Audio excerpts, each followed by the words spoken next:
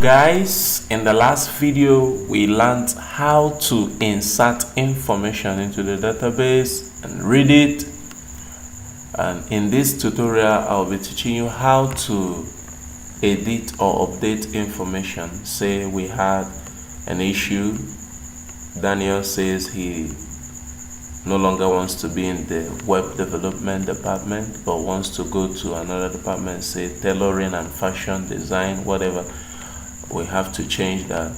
So we'll be having something that looks like this. We'll insert one more column here like this to have an edit or delete button as actions. The first thing I'm going to do is to jump down to my Sublime Text.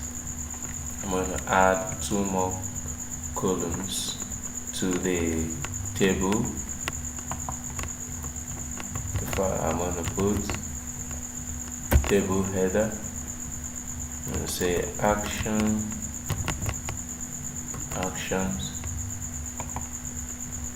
and I'm going to put an attribute called span to span it across two columns, because I'll be creating an extra two columns here. So I'm just going to pick up any of this, just copy. So in order to add those two buttons, edit and delete. So I'm going to add a link here, href,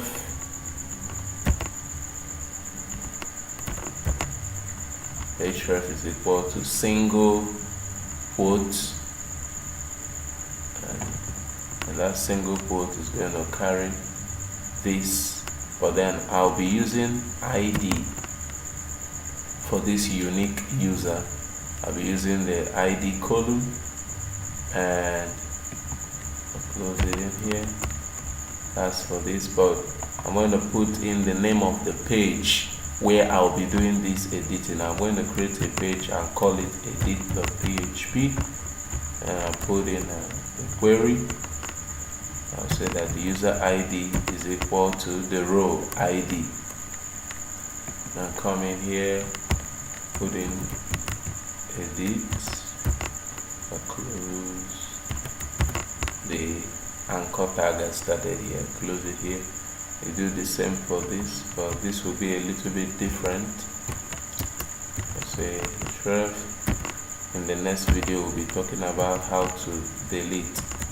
And I will do that on this page. I don't need to create a separate page for that.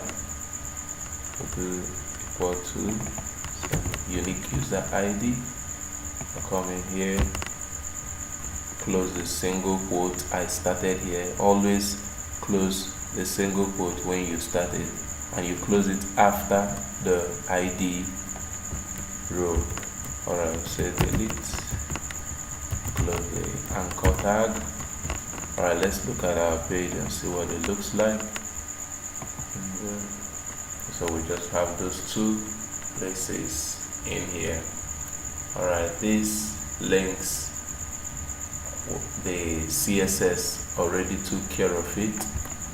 So I created a CSS to take care of my anchor tags in the table. This is the code for that. If you want to have a good presentation of your anchor tags, you can do something like this. Alright, back to what we were talking about. Now I'm going to create a page, edit.php, and I'm going to do that using the register page. I'm going to duplicate the register page. I'm going to open it up, come in here, I'm going to save as, I'll call it edit.php. Alright, so I have edit. I can say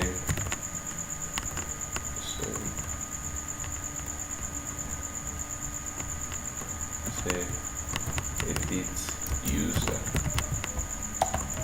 Alright, let's say update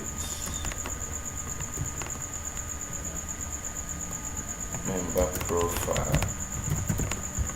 Update the member profile. Now I'm going to have some of these things out of the way, and I'm going to explain what I'm about doing. What we want to do is we want to click on edit and come into an area where we can have the username in here, email address in here, password in here, department in here, register, date registered in here, and when we change it we can click update and any information in here will change to whatever we have here for that particular user. Now the ID of that user is very necessary because it allows us to target a particular user. That's why we have that in the link in our index page. That's why we have the ID, row ID. Very important, so you don't go updating another person's record in the name of updating another one. Alright, let's now make that possible by coming into the edit.php page, clean out some chunks of code. I'm going to remove this. I'm not inserting, so I'll just clear this out. I'll still use the variable. Okay, I'll still run, but let's just leave it. We'll just edit it.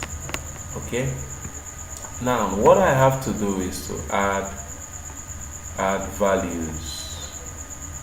values to this form, and I'm going to come in here to do that. I'm going to select information from the database the same way we pulled out information here. I'm going to do the same. I'm going to come in here, copy this code I have in here, copy and paste it in here. That's the code for, as you can see, I copied just the query for my selection from the database, the query I used to bring out information from the database. That's what I'm making use of. So I'm going to just put these things in order so that they appear nice and neat for readability's sake. Okay. Alright. So I'm going to get the information out, but I'm not going to use a while loop now because I'm not displaying everybody in the database. So all this will go away, and instead I will now use a semicolon. Now what it's saying in essence is select all the users. Now when you do that, put whatever you have selected inside a row variable. After I do that, I will now have to start referencing all those form fields inside my input using an attribute known as value. Now I will have to put each value inside a PHP statement and say I want $row to be $row username to be the value of this particular column. Make sure you always close the PHP tag when you start it. I'm going to say username. Alright, let's just take a look at this first. Now if you notice here, I did not put the database connection again because it has been done up above here, so I won't need to do that. Let's check our browser and see this first one before we do for others. Alright, come in here, refresh. Alright, it was able to tell us that the user with the ID 1 is Daniel. I might as well check that. I have to go in. See that in my PHP admin to be sure that the person with ID 1 is Daniel. Alright, so that the person with ID 1 is Daniel. So let's go back and finish up for the rest. So I'm just going to come in here, pick up this, and then put it here and starting from value. Okay.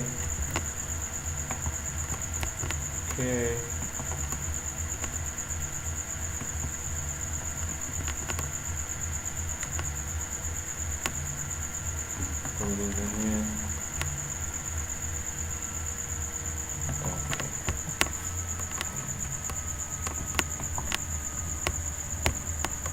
I'm going to change this to email address.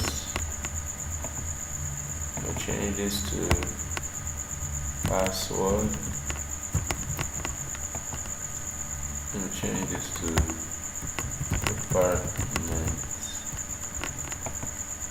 Change this to date, wages. Okay, now come in here, refresh again. So I have all the information of Daniel, but I want to have this password visible so that Daniel can change his password when he wants to view the information.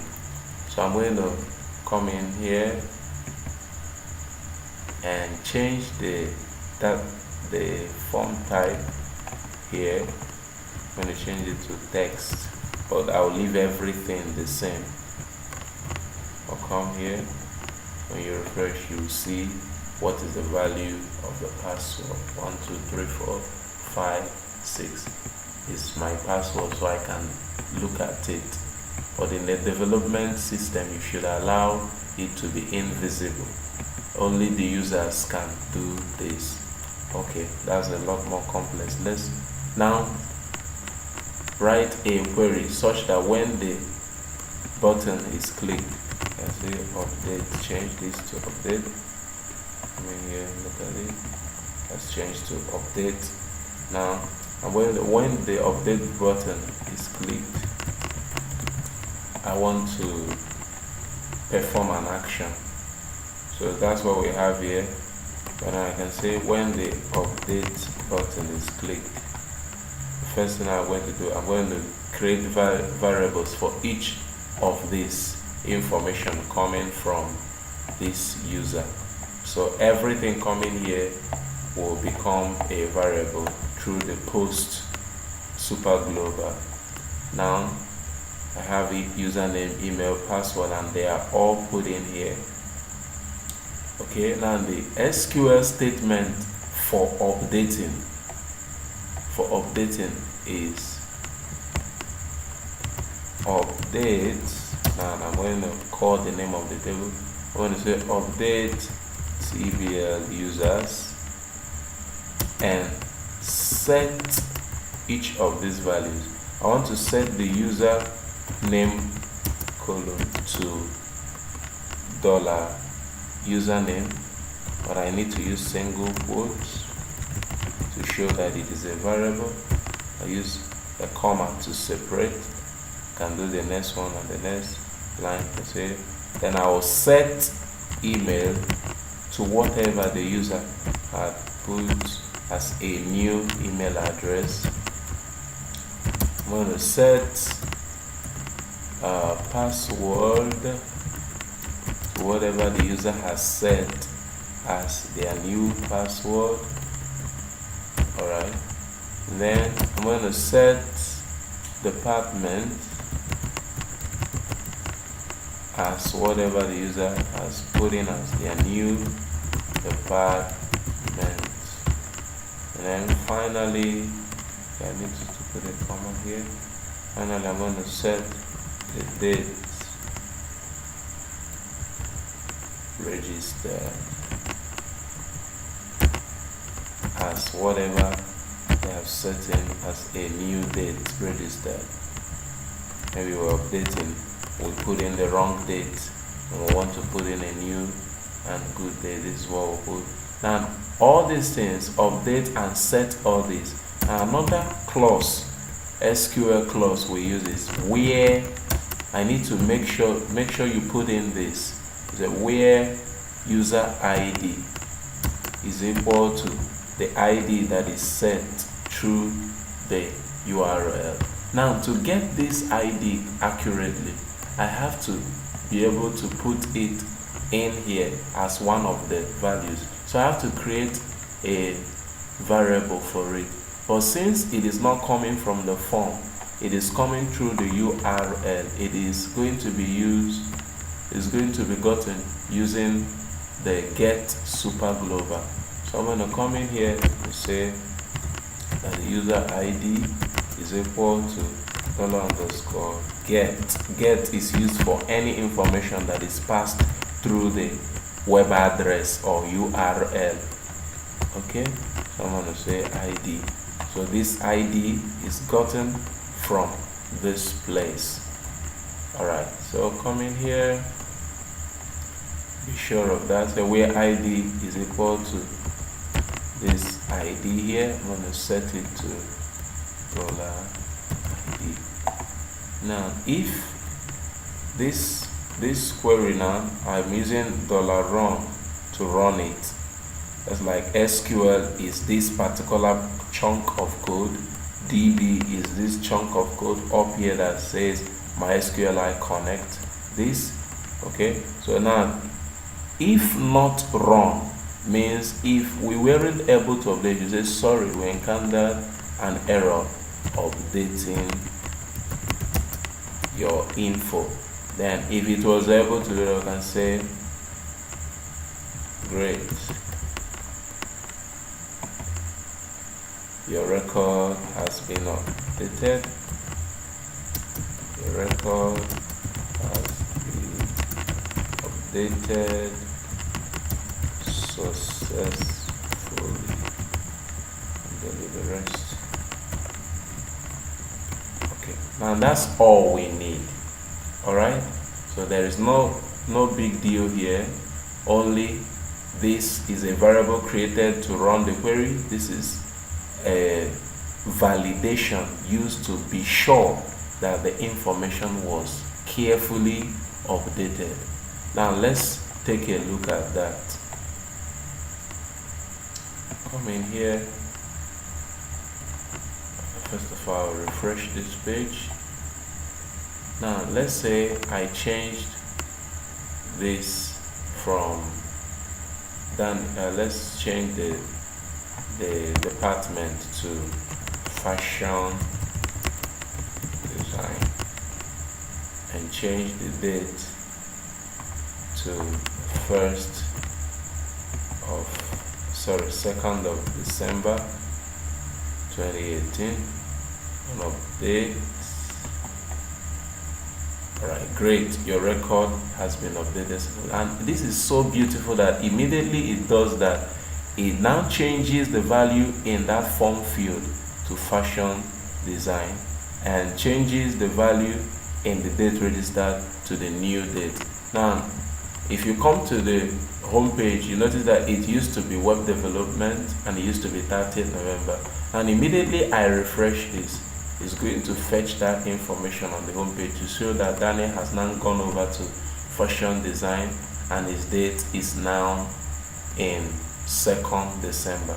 Now this is so simple, but I want you to take a look at the code once again. Take a look at the form fields, take a look at the database. If you look at the database, you notice that the information also changed in the database. So we don't need to come into the database all the time we want to change information. That's why we use the edit. Alright, I had to duplicate the register page to do this. You can take a look at the code one more time, look at it closely before you jump to the next video where I'll be teaching you how to delete information.